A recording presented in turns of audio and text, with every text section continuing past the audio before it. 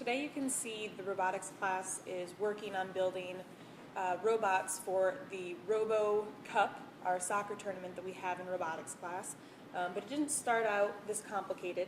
We began the school year starting with basic engineering design, learning what goes into the engineering process with design, building, changing, and then with our first build that we had, it was actually a guided build. They were given an instruction manual to build a basic claw bot.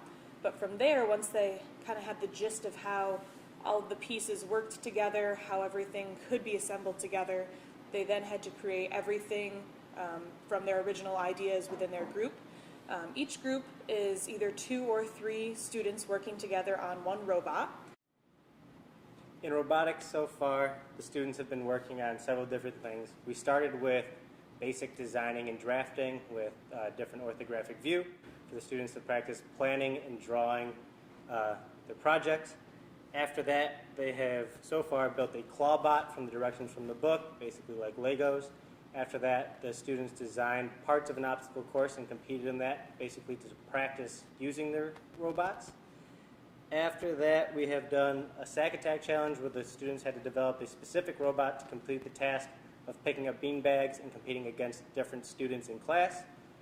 After we have finished the sack attack challenge, we are now on to soccer bots, where each group has the goal of creating a specific role on a soccer team, and they will be competing against the other half of the class, which had the exact same task. Overall, the students have been focusing on problem solving, designing and executing a plan while adjusting along the way. Today the students are working on creating code that the Pixar computer programmers use to create images on screen.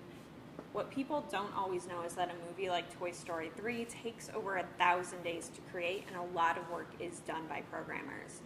What the students are working on today is just a very basic part of the code that those programmers actually use.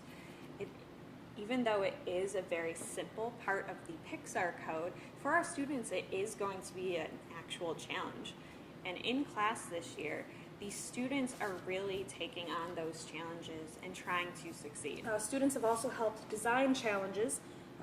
For example, an obstacle course we created, each student made their own obstacle, so they were able to design their robot to one specific task to do really well, but they also had to keep in mind what every other classmate was contributing.